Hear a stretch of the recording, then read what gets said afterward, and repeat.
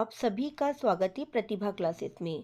आज हम पढ़ेंगे छायावाद के प्रवर्तक, छायावाद के आधार स्तंभ जयशंकर प्रसाद जी की प्रसिद्ध काव्य कृति पेशोला की प्रतिध्वनि की व्याख्या को।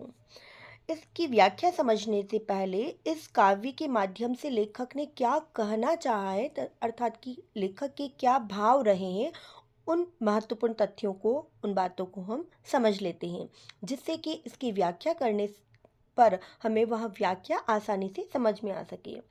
जितने भी महत्वपूर्ण तथ्यों को आज हम समझ रहे हैं, वे सभी प्रतियोगी परीक्षाओं में ऑब्जेक्टिव के तौर पर पूछी जाती है। तो हम ध्यान से पढ़ेंगे। जयशंकर प्रसाद द्वारा रचित पेशोला की प्रतिध्वनि काव्य रचना जो है वह लहर नामक काव्य संग्रह से ली गई है। किससे ली गई है? लहर नामक काव्य संग्रह से। एक ओजपूर्ण राष्ट्रवादी कविता मानी जाती है। इस कविता में राजस्थान की के उदयपुर शहर की जो प्रसिद्ध झील है पिछोला झील के तट पर महाराणा प्रताप के गौरवशाली अतीत के माध्यम से पराधीन भारत को स्वतंत्रता और संघर्ष का संदेश लेखक के द्वारा दिया गया है। यह कविता अतीत की स्मृति के माध्यम से राष्ट्र के पुनर्निर्माण हेतु वीरता बलिदान का आह्वान करती है। तो आप लोगों को समझ में आया होगा पेशोला की प्रतिध्वनि। पेशोला जो नाम है, यह उदयपुर की प्रसिद्ध झील जो है पिछोला झील, उसी को माध्यम बनाकर इस काव्य रचना का टाइटल या शीर्षक दिया गया है। अब इस काव्य रचना में कौन कौन से प्रतीक हैं जिसके माध्यम से लेखक ने अपने भावों को अभिव्यक्त किया है?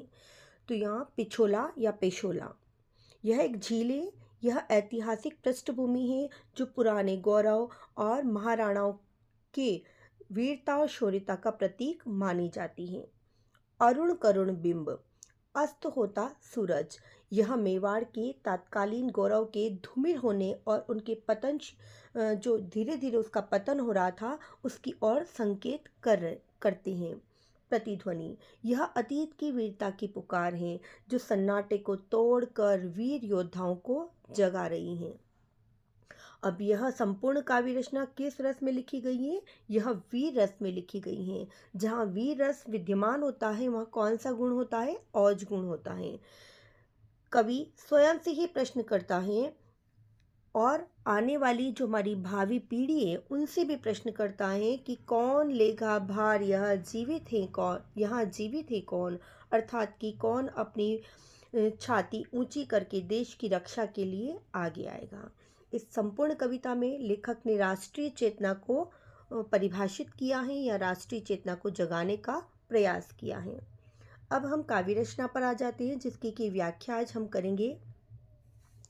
यह जो काव्य रचना है बच्चों, यह जो है जयशंकर प्रसाद जी ने बताया है कुछ तथ्यों में कि मैं स्वयं जब उदयपुर सिटी में पिछोला झील के किनारे गया और वहाँ मैंने जो कुछ महसूस किया उन्हीं को अपने भावों और शब्दों के माध्यम से, इस कविता के माध्यम से मैंने प्रस्तुत करने का प्रयास किया। अब जब लेखक वहाँ पहुँचे तो क्या हो रही थी? धीरे धीरे संध्या का समय था। अरुण करुण बिंब, वह निर्धूम भस्म रहित ज्वलन पिंड।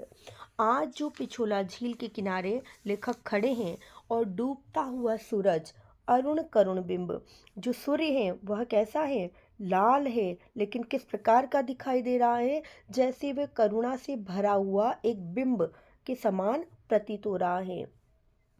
वह निर्धूम भस्म रहित पिंड, और किसके समान लग रहा है?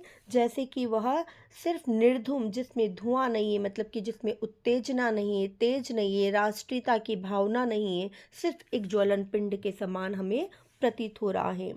प्रसाद जी पिछोला झील के किनारे खड़े होकर अस्तांचल की ओर देखते हुए अरुणमयी सूर्य को निहार रहे हैं। अस्तांचल मतलब कि धीरे धीरे डूबते हुए सूर्य को देख रहे हैं।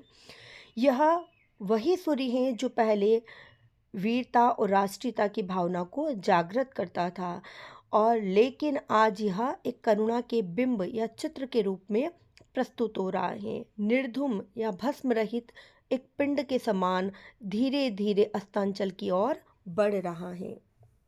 विकल विवर्तनों से विरल परिवर्तनों में, और इस सूर्य ने अनेक प्रकार के परिवर्तनों को स्वयं देखा है श्रमित नमित सा। और आज यह सूर्य कैसा है? एकदम थका हुआ सा, बिल्कुल थका हुआ सा, पश्चिम के व्योम में आज निर्लंब सा। और धीरे धीरे हमें अस्तांचल का सूर्य पश्चिम दिशा के आकाश में थकान से भरा हुआ आज निर्लंब सा, निर्लंब का अर्थ है आधारहीन सा दिखाई दे रहा है। अर्थात कि इस सूर्य में वह वीरता, वह तेज, वह उत्साह, वह व्याकुलता आज नहीं है। आज यह सूर्य कैसा है? थकान से भरा हुआ है। आहुतियां विश्व की अजस्त्र से लुटाता रहा। और इस सूर्य ने क्या देखा है? सदियों से संपूर्ण विश्व को त्याग, बलिदान की भावनाएं देता रहा या सीख देता रहा। किस प्रकार से? स्वयं भस्म होकर, अर्थात कि स्वयं जलकर अनेक हजारों किरणों को हमारे विश्व को प्रकाशित करने के लिए स्वयं जलता रहा। इस प्रकार से जुलायमान जो पिंड के रूप में सूर्य था, आज वह भी निस्तेज सा लग रहा है। सतत सहस्त्र कर मालाओं से, अर्थात कि हजारों जो किरणें हैं, किरणों रूपी मालाओं से निरंतर जलता हुआ, स्वयं जलता हुआ उदारता, राष्ट्रीयता, व्याकुलता और वीर रस से परिपूर्ण होकर हमें शिक्षित करता रहा। आज कैसा हो गया?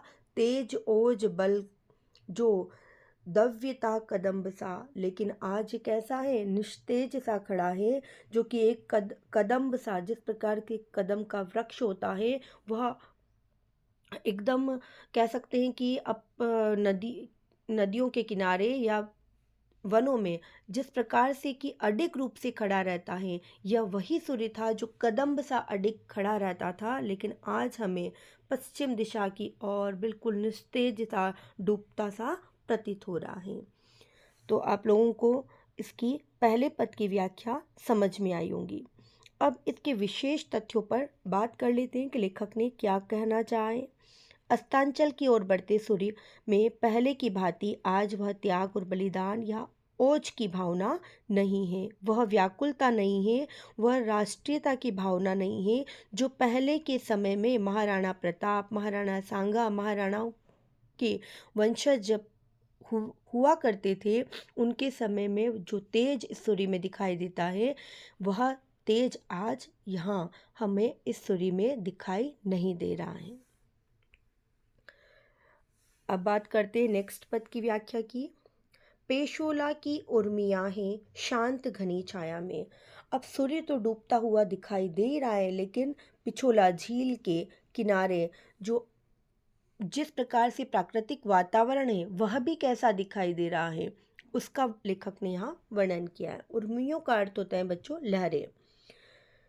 तट तरु हैं चित्रित तरल चित्र सारी में, झोपड़े खड़े हैं बने शिल्प के विषाद के दग्ध अवसाद से। अब क्या कह रहे हैं लेखक? लेखक कह रहे हैं कि पिछोला झील के किनारे खड़े होकर उदास, निरालंब, करुण सूर्य के चित्रण तो हमने देख लिए, लेकिन आज हमें कैसा दिख रहा है? पिछोला की लहरों का वर्णन करते हुए लेखक कहते हैं कि सूर्य ही शांत नहीं, पिछोला के झील के किनारे जितनी हमें लहरें दिख रही है, वह भी कैसी दिख रही है? शांत दिख रही हैं। तरु तट है चित्रित तरल चित्रसारी में, और विशाल वृक्ष स्थल में उठकर मनुष्य में ओज, संघर्ष की भावनाएं, जो लहरें पहले के समय में भरा करती थी, आज वे एकदम शांत सी दिखाई दे रही हैं। झील के चारों ओर छायादार वृक्षों के प्रतिबिंब झील के पानी में चित्रकारी कर रहे हैं। ऐसा लग रहा है जैसे किसी शिल्प ने या किसी शिल्पकार ने वह चित्र उरेखे हों। झोपड़े खड़े हैं बने शिल्प के विषाद के, और झील के चारों ओर जहाँ जहाँ भी मेरी दृष्टि जाती है, मुझे अनेक झोपड़े, जो छोटी छोटी झोपड़ियाँ हैं, वह एक कह सकते हैं कि विषाद रूप से, मतलब कि कह सकते हैं कि बहुत ही ज़्यादा उदासीन मन के रूप में वहाँ खड़े हुए से प्रतीत हो रहे हैं। जहाँ इस झील के चारों ओर महाराणा प्रताप के वीरता, शौर्यता और उत्साह के गीत गाए जाते थे, या उत्साहपूर्ण वातावरण वहाँ होता था, आज वहाँ इस प्रकार का वातावरण हमें दिखाई नहीं दे रहा है। धूसर जलद खंड भटक पड़े हो जैसे विजन अनंत में। और लेखक ने कहा है, आज हमें यहाँ कोई भी ओजता, वीरता और ओजस्विता इस प्रकार का वातावरण दिखाई नहीं दे रहा है। चारों ओर अवसाद ही अवसाद दिख रहा है। काली माँ बिखेरती संध्या के कलंक सी, धूसर जलद खंड भटक पड़े हों। और झील के चारों ओर जो बादल, जलद, जलद का अर्थ होता है बच्चों बादल, जो बादलों के झुंड या बादलों के घेरे हमें दिखाई दे रहे हैं, वह कैसे लग रहे हैं? जैसे कोई जलद खंड बिखर बिखर के या टूट टूट के आसमान में भटक पड़े हों विजन अनंत में। और आसमान में वे कैसे खंड खंड दिखाई दे रहे हैं, जो पहले किसी समय में जब बादलों का आगमन होता था तो कैसे होते थे? घनघोर वर्षा करने वाले प्रतीत होते थे और वे भी हम में उत्साह भर देते थे, लेकिन आज वे सिर्फ जलद खंड के रूप में दिखाई दे रहे हैं। काली माँ बिखेरती हैं संध्या के कलंक सी। और धीरे धीरे क्या हो रहा है? उन बादलों के आगमन से जो संध्या है, वह संध्या रूपी जो लालिमा का वातावरण था उस पर कालीमा सी छा गई है। वे भी, वह वातावरण भी हमें निस्तेज सा लग रहा है। दुदुम्बी, मृदंग, तुर्य शांत स्तब्ध मौन है। और किसी समय में राजा महाराजाओं के समय में दुदुम्बियाँ बजाई जाती थी, मृदंग बजाए जाते थे और तुर्य बजाए जाते थे, जिससे कि हम में उत्साह का भाव उत्पन्न हो। आज वे सभी पिछोला झील के किनारे हमें बिल्कुल शांत से लग रहे हैं। ऐसा कोई वातावरण वहाँ आज निर्मित नहीं है जिससे कि हमारा मन उत्साह से भर जाए। आज वह वातावरण हमें उदासीन लग रहा है। ऐसा क्यों? क्योंकि अब लोगों में या अब की जनता में वह राष्ट्रीयता की भावना विद्यमान नहीं है। लेखक ने यहाँ उसी राष्ट्रीयता की भावना को जगाने का प्रयास किया है। निश्चित रूप से आपको